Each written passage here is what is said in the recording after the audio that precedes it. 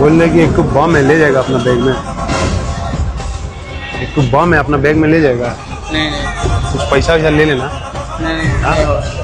कुछ पैसा वैसा ले लेना भाई। नहीं जैसे बैग लिया है ना भाई, हमसे नहीं होगा, हमसे नहीं होगा। अल्लाह का बंदा है भाई तुम।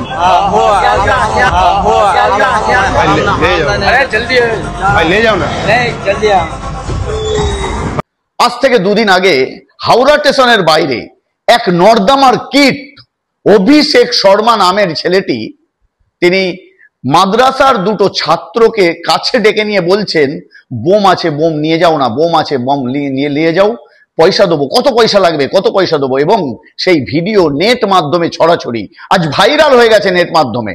আর পশ্চিমবঙ্গের মুসলিম সম্প্রদায় এখনো চুপ, নাকে সর্ষের তেল দিয়ে ঘুমোচ্ছেন। ভাবছেন এটা খুব ছোট ব্যাপার, তাই না? না, এটা ছোট ব্যাপার নয়। আপনারা মনে রাখবেন, যখন কোনো ঘা ছোট হয় তাকে যদি মলম দিয়ে সঙ্গে সঙ্গে ঠিক না করা হয়, পরবর্তীতে সেটা ক্যান্সারে পরিণত হয়।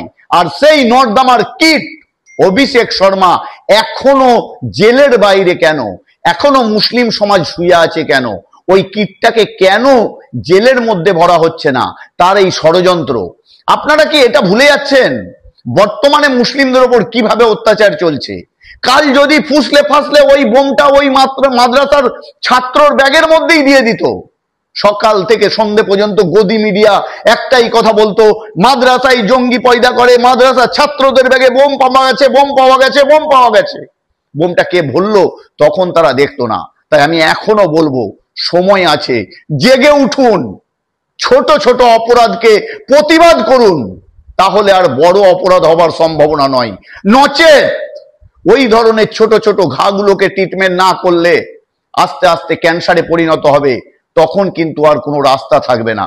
তাই আসুন, ওই নরকের কিট অভিষেক শর্মাকে যতক্ষণ না পর্যন্ত পশ্চিমবঙ্গ সরকারের পুলিশ জেলে ভরছে ততক্ষণ পর্যন্ত আওয়াজ তুলুন। আর এই ভিডিওকে বেশি বেশি করে শেয়ার করে আওয়াজ তুলুন, কারণ ওই কিটগুলোকে জেলের মধ্যে না ভরলে শান্ত বাংলা শান্ত থাকবে না, একদিন না একদিন অশান্ত হয়ে উঠবে।